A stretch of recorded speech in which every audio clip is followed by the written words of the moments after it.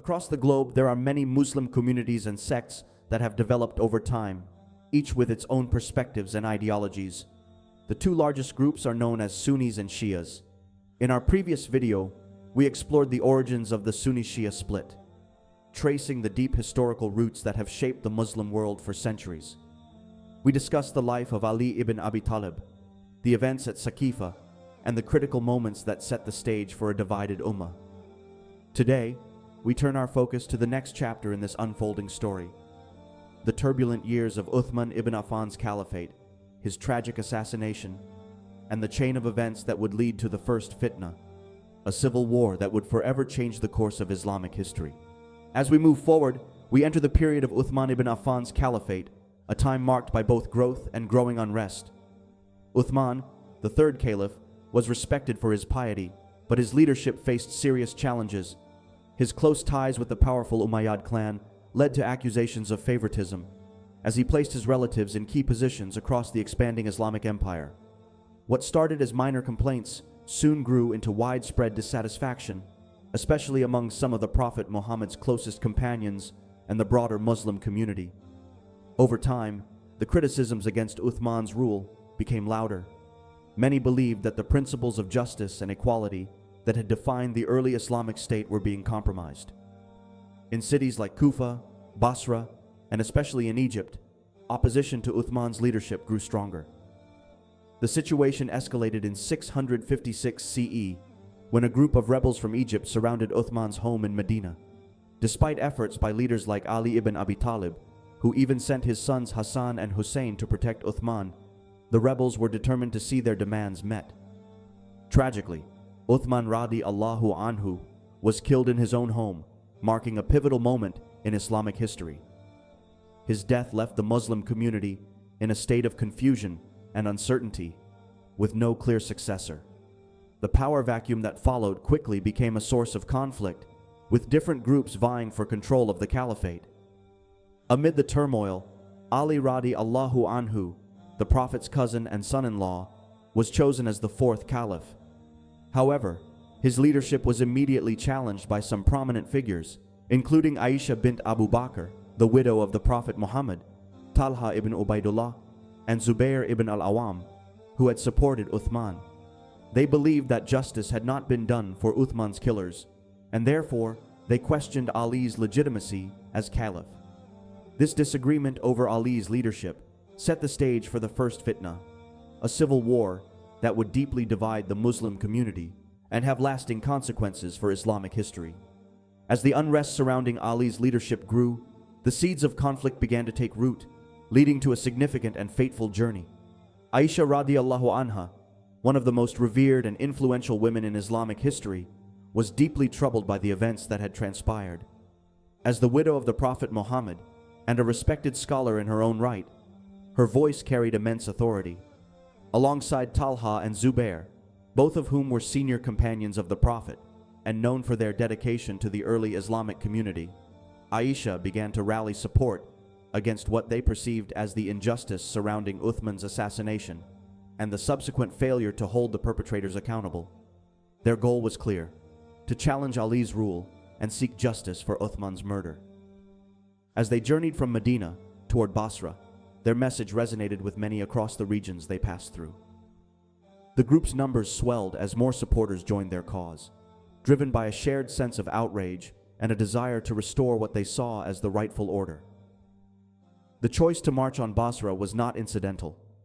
Basra, a key city within the rapidly growing Islamic empire, held strategic importance both politically and militarily. By seizing control of Basra, Aisha, Talha, and Zubair hoped to establish a stronghold from which they could challenge Ali's caliphate. The city's wealth, resources, and strategic location made it an ideal base for launching their campaign. Upon their arrival in Basra, the opposition forces were met with resistance from the local garrison, loyal to Ali. However, Aisha's presence and the combined influence of Talha and Zubair brought considerable pressure to bear on the local authorities. After tense negotiations, which likely reflected the deep divisions within the Muslim community, the opposition forces succeeded in taking control of Basra.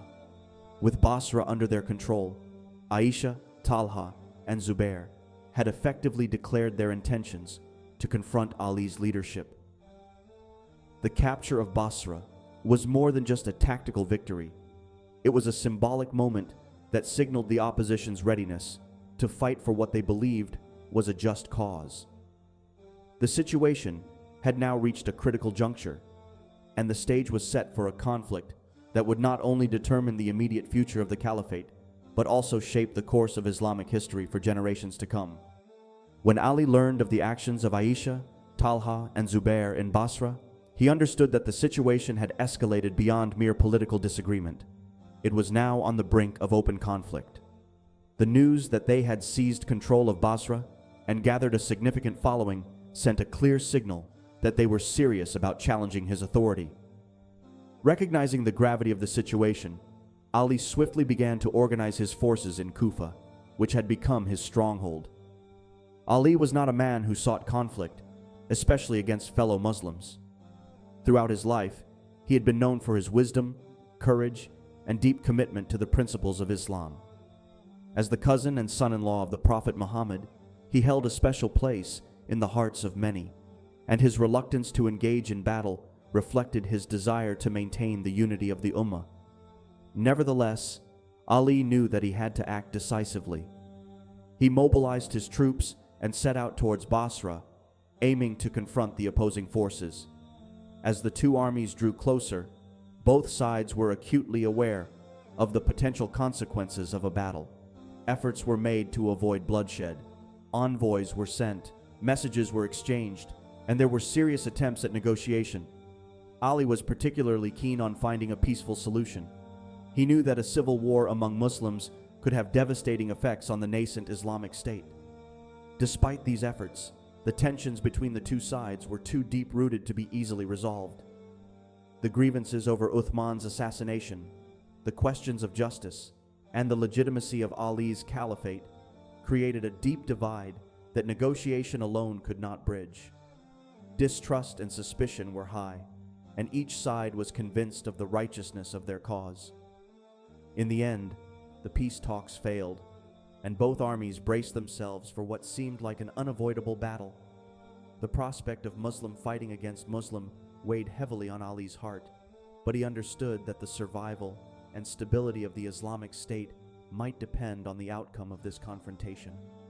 The confrontation that had been building finally erupted outside the city of Basra, in what would come to be known as the Battle of the Camel. On one side stood Ali's army, composed of those who supported his right to lead the Muslim community as the legitimate caliph. On the other side were the forces loyal to Aisha, Talha, and Zubair, who were determined to challenge Ali's leadership and seek justice for the assassination of Uthman. The battle was fierce and bloody. Aisha, riding on a camel, played a prominent role in the battle, rallying her troops and encouraging them to fight. The sight of the Prophet's widow on the battlefield had a significant psychological impact on both sides. Her camel became a focal point of the battle, with many fighters on both sides concentrating their efforts around it. As the battle raged on, the forces loyal to Ali gained the upper hand. Talha and Zubair, who had been key commanders in the opposing army, were both killed during the battle. Talha was reportedly killed by a stray arrow, while Zubair was killed by one of Ali's men after he had left the battlefield, possibly due to his reluctance to fight against Ali. With the death of Talha and Zubair, the morale of Aisha's forces collapsed. Eventually, Ali's forces managed to defeat the opposition, and Aisha's camel was brought down.